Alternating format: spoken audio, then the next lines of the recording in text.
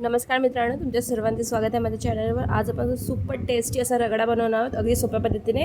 तर ही वाटाणे आहेत, सफेद वाटाणे बाजारात इझिली अवेलेबल होतात। ह्याला रात्रभर भिजत ठेवा आणि नंतर कुकरच्या 3 ते 4 किंवा जास्तही शिट्या लागू शकतात, ते डिपेंड आहे कसं शिजतं आहे त्याच्यावर।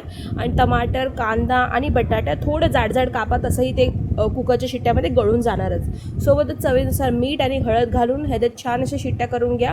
आणि शिट्ट्या झाल्यावर हा बघा रगडा असा एकदम रेडी आहे। ह्याला थोडंसं मॅशरच्या साहित्याने मॅश करून घ्या। बटाटा तर एकदमच मॅश झालेला आहे। असा सुपर टेस्टी रगडा तुम्ही घरच्या घरी नक्कीच बनवा आणि मला कमेंट बॉक्समध्ये नक्कीच सांगा। आता मी ह्याला एक फोडणी घालून घेणार आहे। फोडणीमध्ये तेल, जिरं आणि थोडीसं हळद आपण घालणार आहोत। आणि आपलं लाल तिखट तुमच्या चवीनुसार तुम्ही ॲड करा, जास्त ॲड केलं तरीही चालेल। धने जिरे पावडर आवर्जून ॲड करा, त्याने छान अशी चव येणार। आणि हा रगडा त्यात ॲड करून घ्या, मस्त त्याला असं मिक्स करा आणि त्यात आवश्यकतेनुसार अगदी थोडंसंच पाणी घाला, कारण की जास्त पाणीदार करू नका।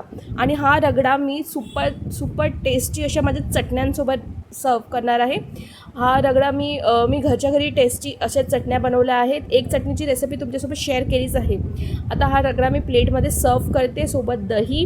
तुम्ही रगडा असाही खाऊ शकता, नो इश्यू, पण मी इथे मस्त असं सर्व केला आहे।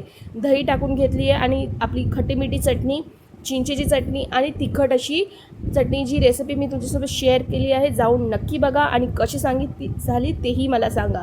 आणि वरतून शेव भुरभुरून आपण ह्याला गरम गरम खाऊया। तर चला तर मग मस्त अशी रेसिपी माझी तयार आहे। व्हिडिओ आवडला असेल तर लाईक, शेअर, सबस्क्राईब करा। Thank you for watching.